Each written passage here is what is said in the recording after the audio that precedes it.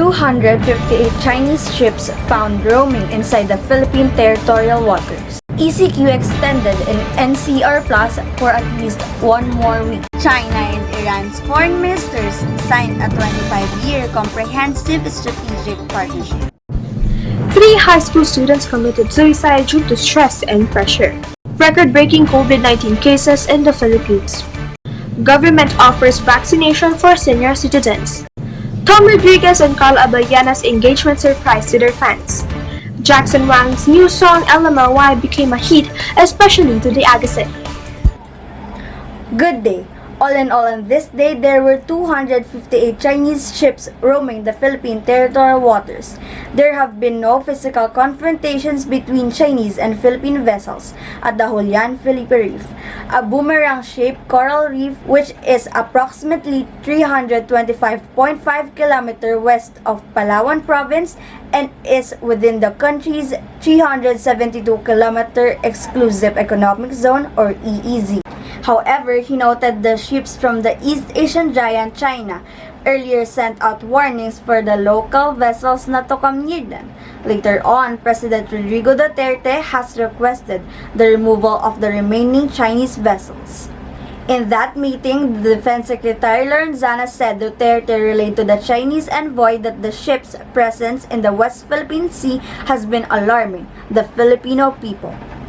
The military has been sending aircraft and ships to monitor the Chinese vessels anchored at Julian Felipe Reef in the West Philippine Sea. Authorities earlier confirmed that 183 Chinese vessels remain at the reef, which is part of the Exclusive Economic Zone or EEZ. The ships have not left the vicinity as of Monday morning, despite a diplomatic protest and a demand from the Philippine government. Angel Rain Tabor, Country's Broadcast, Bullet News. Enhanced community quarantine extended in NCR Plus for at least one more week.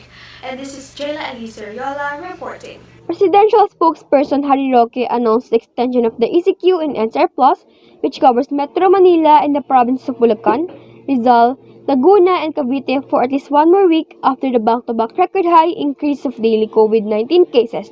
The extension will be from April 5 to 11. Roque also announced the 110 additional moderate severe beds that will be operational in Quezon Institute. This is on top of the other additional beds next month, which will not be less than 160. Intensified testing, tracing, and isolation will also be continued together with extended ECQ. DOTR or the Department of Transportation also released the full guidelines on the operation of public transportation. According to them, trains can only carry up to 30% of their capacities, while public utility buses and jeepneys are only allowed to carry up to 50% of their total capacities, and a one-seat apart rule must be enforced, and no standing passengers will be allowed for all vehicles. For the ECQ guideline for mall operations, only essential stores will remain open during the ECQ. This includes supermarket, banks, pharmacies, hardware stores, and restaurants with takeout and delivery services. And after a week, Roque said that they will reassess and see if could be eased to MECQ or moderate ECQ the week after. This is Elyse of Ceriola, Metropolitan's Record, Bullet News. China and Iran's foreign ministers signed a 25-year comprehensive strategic partnership in exchange for oil and to ease Iran's international isolation. And this is Rhian Gerobin reporting. The foreign ministers of the two countries, Javad Zarif of Iran and Wang Yi of China, signed an agreement during a ceremony at the Foreign Ministry in Tehran on Saturday, March 27, 50th anniversary of the establishment of diplomatic relations between China and Iran. China was one of those countries along with the US to sign the 2015 nuclear agreement with Iran and is now being dubbed as a comprehensive strategic partnership. This partnership is expected to boost their long-standing economic and political alliance, and it could deepen China's influence in West Asia and to weaken Americans' effort to keep Iran isolated. Actually, Iran was under the strictest sanction ever imposed by the United States. However, the trade did grow despite the sanctions.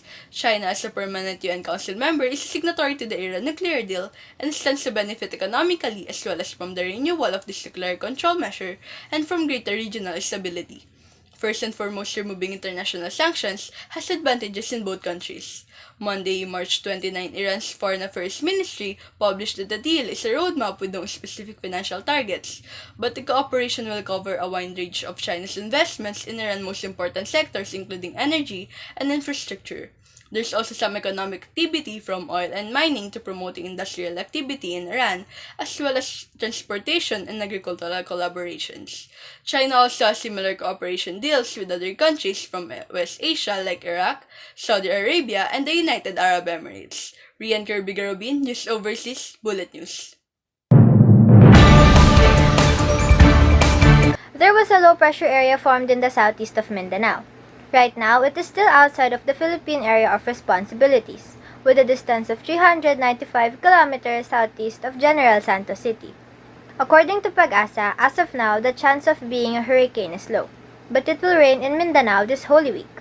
Said by European Center for Medium-Range Weather Forecast, it is possible to hit or approach southern Mindanao this upcoming Holy Thursday.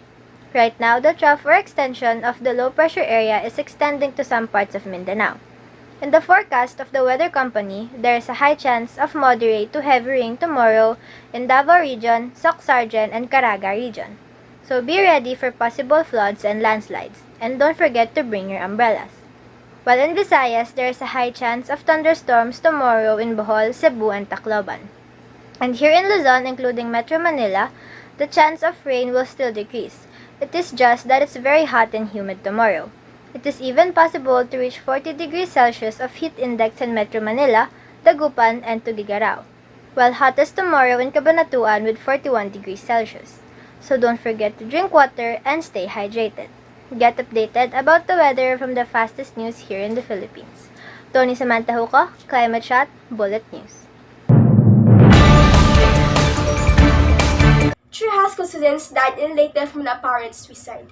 The victims aged 13, 14, and 16 years old from Bato, Palo, and Laybay City. According to the initial investigation of the police, the students suffered from depression because of family and personal problems, including their poor academic achievements in school. Furthermore, after visiting schools in the Philippines, Hawaii-based public health expert Dr. Christine Gloria said that not only that depression is real, but the school system and its pressure on the students need to change to make sure that a healthier and a happier place for them can reduce mental health problems. So, answering the question, what advice would you give to those people who are having issues with their mental problems due to personal problems and academic pressures are 3 things. The first one is to have more faith in God.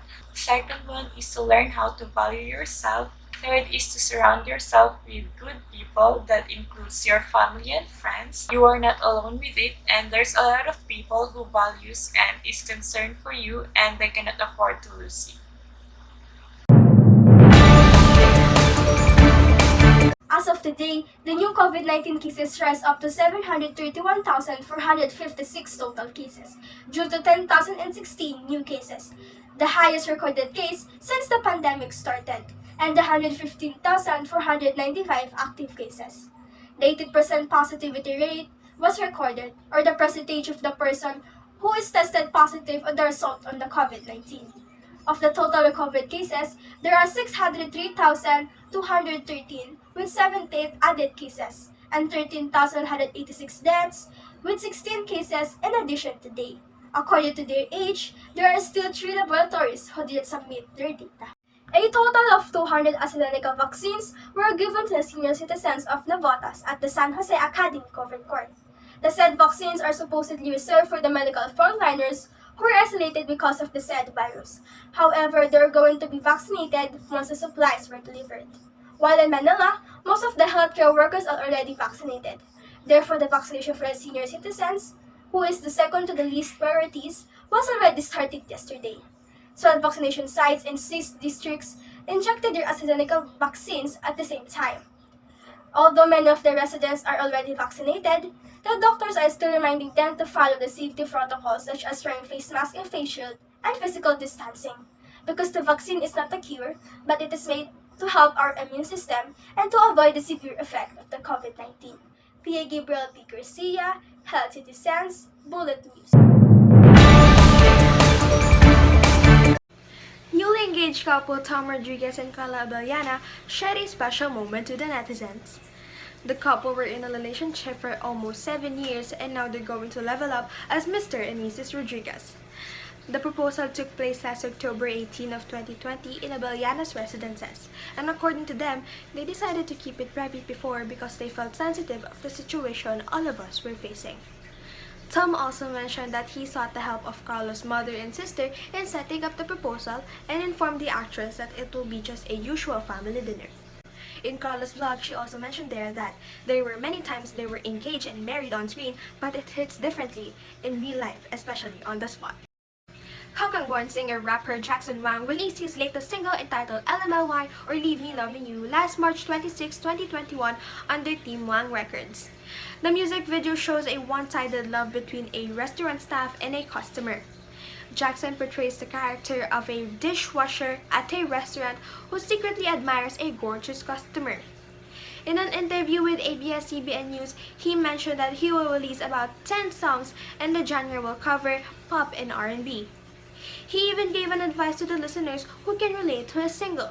If you really like somebody, you should really make a move and tell them, or maybe let's give it a chance, right? But if it happened to be, you don't get it back, then hey, it's what it. In line with the departure with JYP Entertainment, he joined his fellow GOT7 members in releasing their first single entitled Encore on their Warner Music Korea, and said to be dedicated to their beloved fans or the Agase. Ciela Mae, Rugas, ShowPop Patrol, Bullet News.